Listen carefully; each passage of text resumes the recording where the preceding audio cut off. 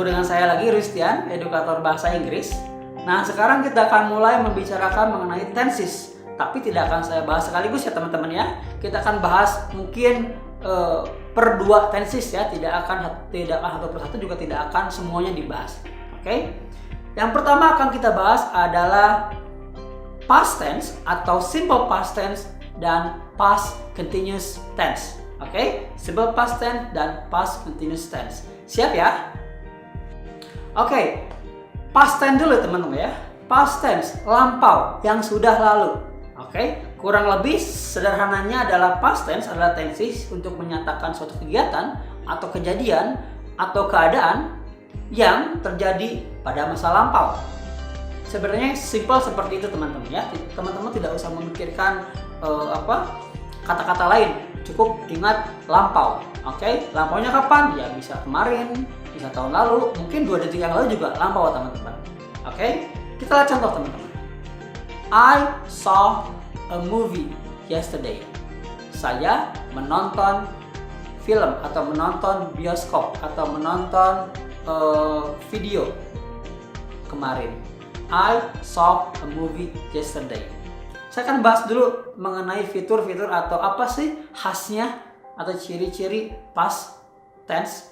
Oke. Yang pertama, kata kerjanya atau kata verb ya, bentuknya lampau, berbentuk lampau. Dari situ kita tahu bahwa verbnya adalah saw. Ya. Saw adalah bentuk lampau dari see. Artinya memang melihat teman-teman, tapi kalau di sini konteksnya artinya bukan melihat tapi menonton. Ya, saya menonton film kemarin. Oke. Contoh yang kedua, misalnya I didn't go to school last week. I did not go to school last week. Saya tidak pergi ke sekolah minggu yang lalu. Oke, ini juga lampau teman-teman. Minggu yang lalu juga lampau. Seperti itu. Perhatikan kata didn't ya. Didn't itu terbentuk dari did not. Oke. Did itu auxiliary, not itu penanda bahwa kalimat itu adalah negatif. Oke. Jadi yang pertama adalah simple past tense. Right? Tenses untuk menyatakan kejadian atau keadaan pada saat lampau atau pada masa lampau. Begitu teman-teman. Bentuk kalimat past tense ternyata ada juga yang sedikit lebih rumit teman-teman. Ketika 2 kalimat past tense digabungkan dengan menggunakan kata when. Oke. Kalau teman-teman lihat di kamus, when itu artinya ketika ya. Tetapi uniknya ketika when dipakai untuk menggabungkan 2 kalimat past tense yang sama, past tense dua-duanya past tense, itu artinya berbeda. Misalnya, when I gave them money, they smiled.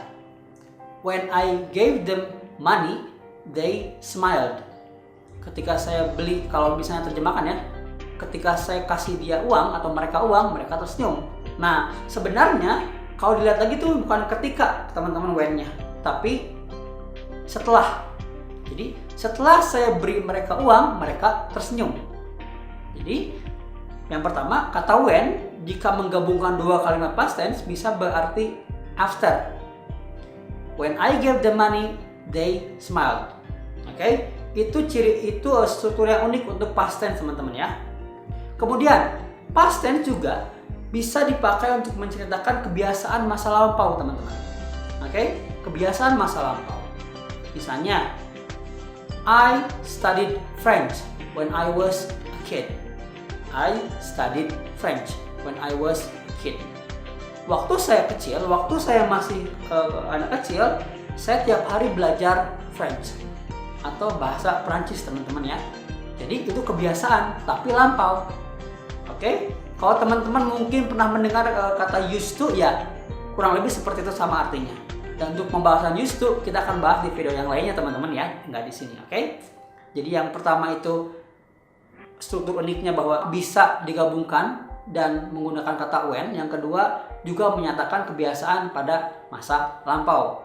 Itu simple past tense. Dan ingat, verbnya menggunakan past verb atau verb 2. Selanjutnya, kita masuk ke past continuous tense. Tapi untuk mempelajari past continuous tense, kita harus punya konteks yang jelas supaya teman-teman bisa mengetahui apa sih past continuous tense. Oke. Yang kedua, jika kita membahas past continuous tense, kita harus menggabungkan dengan tenses lain. Misalnya dengan past tense. Oke, jadi ada dua tenses dalam suatu kesatuan. Saya beri contoh konteksnya teman-teman. Misalnya kemarin saya tidur mulai jam 2 subuh. Kemudian saya tidur selama 2 jam dan bangun jam 4 subuh. Oke, tidur jam 2, bangun jam 4. Kemudian seseorang, nggak tahu siapa, nomornya nggak dikenal, nelpon saya teman-teman, jam 3-an. Nah, kita bisa buat kalimat dari konteks itu. Misalnya, while I was sleeping, someone called me. While I was sleeping, someone called me. Oke, jadi itu adalah konteks dan kalimat yang bisa dibuat dari konteks tersebut. Nah, jadi apa sih pengertian past continuous tense?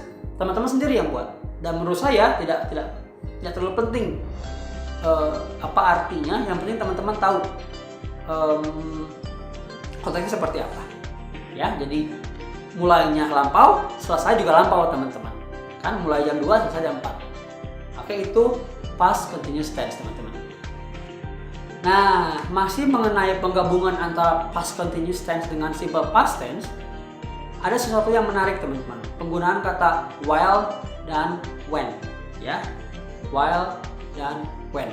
Kalau dalam bahasa Indonesia kurang lebih sama artinya, ketika, tetapi berbeda penggunaannya. Kita lihat contoh yang barusan kita buat teman-teman ya. While I was sleeping, someone or somebody called. Ketika saya sedang tidur, ada seseorang, orang lain tidak tahu menelpon saya. While I was sleeping, someone called. Itu kalimat memakai kata while. Sebenarnya bisa juga memakai kata when teman-teman. Tapi letaknya berbeda. Dan kalimatnya sedikit berubah. Jadinya when someone called, I was sleeping. When someone called, I was sleeping. Bisa juga I was sleeping when someone called. Oke, pertama saya akan bahas di mana sih letak while sama when. Yang pertama, while disertakan atau disimpan sebelum past continuous. Sementara when sebelum past tense. Jadi while itu past continuous, kalau when itu simple past tense. Yang kedua, fokusnya berbeda teman-teman. Kalau dalam kalimat tadi ya teman-teman yang while I was sleeping, kalau teman-teman menggunakan kata while I was sleeping someone called, oke, teman-teman fokus kepada kejadian atau kegiatan sleepingnya itu teman-teman. Oke, ketika saya tidur, seseorang telepon.